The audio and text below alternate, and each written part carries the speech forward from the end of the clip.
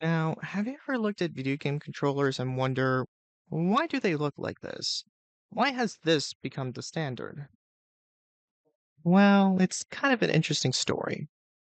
Now, technically, the very first video game console that ever released was the Magnavox Odyssey, and it basically had a few dials and a reset button. Also, when the first series of Pong consoles came out, they also often had dials on them. So, I guess you could say that the very first standardized controller design was dials. The issue with dials is that, well, you can only move in two directions. Eventually came the Fairchild Channel F, the very first video game console to use video cartridges.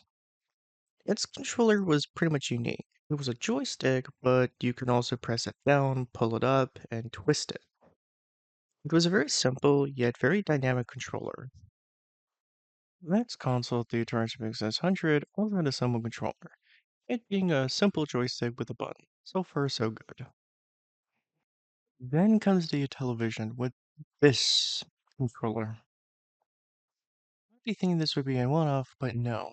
The ColecoVision also adopted this controller, and Atari's sequel console, the Atari 5200, also adopted this similar controller design.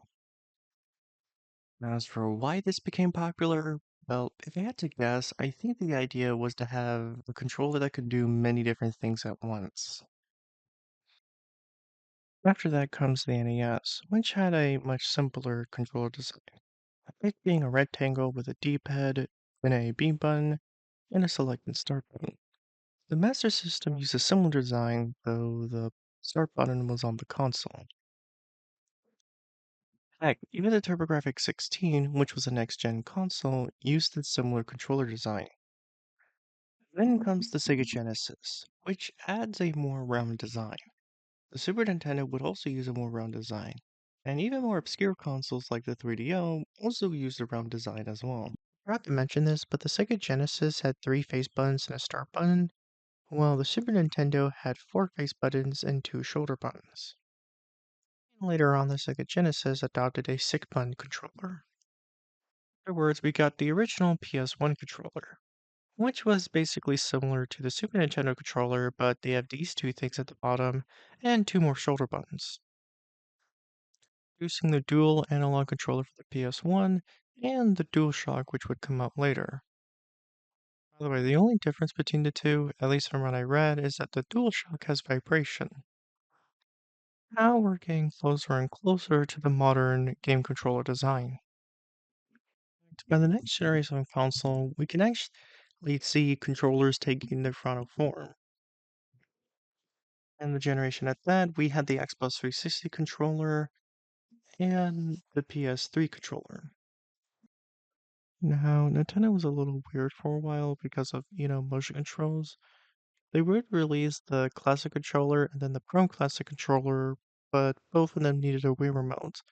However, by the Wii U, they released another Pro controller that didn't really need a Wii remote to function, and could even connect to your PC. Well, I decided to show you the evolution of video game controllers because I want you to get a good idea of how controllers evolve. And basically, throughout this entire evolution, they wanted video game controllers to do a lot of things at once, but at the same time, keeping it simple and making it comfortable to hold. And after a lot of essentially trial and error, this is the video game controller that we ended up with. Basically, video game companies wanted to make controllers that could do many things at once, but at the same time, they didn't want the controllers to be overwhelmingly complicated. They also wanted them to be simple. And on top of everything, they wanted controllers to be comfortable and nice to hold. Nice to On top of that, when 3D gaming became a thing, they also wanted a controller that could be compatible with 3D games. Honestly, having two joysticks for 3D games is genius. Having one to move the character and the other to control the camera. Anyways, that's it for today's video. Thanks for watching, and I hope you have an awesome day.